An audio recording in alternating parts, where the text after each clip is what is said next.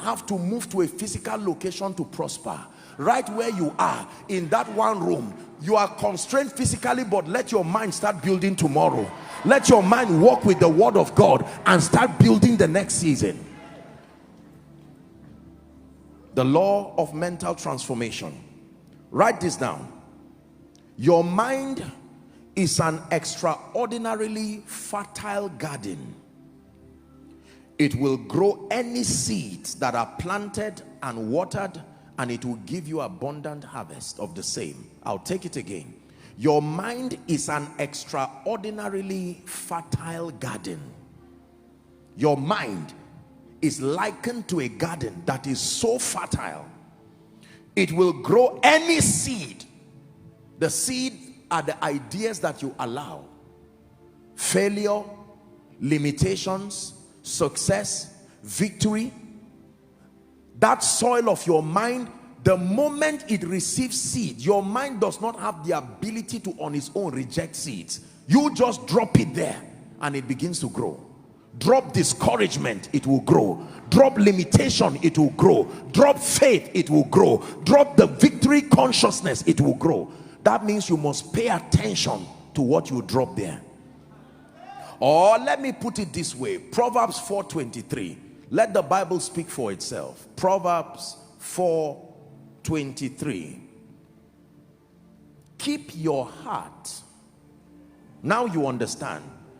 Other versions say, guard your heart with all diligence. Why? For out of it are the issues of life. Out of that heart, your mind, are the issues of life. Write this down. Your prosperity will be in greater measure, a product of your paradigm and philosophies more than a product of the economy. That your prosperity will be more a product of your philosophy and your paradigm more than the economy. That means it is not truly the economy of your territory that determines your prosperity, but your philosophy and your paradigm. No matter what changes in the economy, if you don't change, you will still remain poor. No matter what remains the same in the economy, if you change, everything will change. You see where we miss it? Now, when you measure poverty from an economic standpoint, you are speaking territorially, the GDP and all of that. But at an individual level, the economy is not the reason why an individual is poor. It is largely your philosophy, your ideas. Are we together? You prosper largely from your paradigm and your philosophies more than the economy. The problem is not the economy. The problem is your ideas, your philosophies, and your paradigm. Write this down.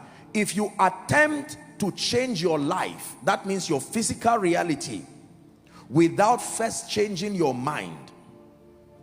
If you attempt to change your physical reality without first changing your mind, if you attempt to change your physical reality without first changing your mind, this is what will happen. Your mindset will compel behaviors that will force your life to return back to reflect the level of your thinking.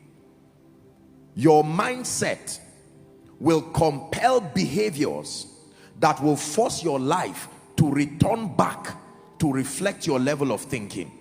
If you attempt to change your physical reality without first changing your mind or your mindset will compel behaviors that will force your life to return back to default and reflect your thinking. Look up, please.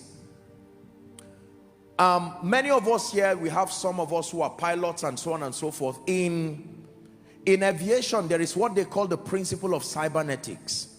It's an aviation principle.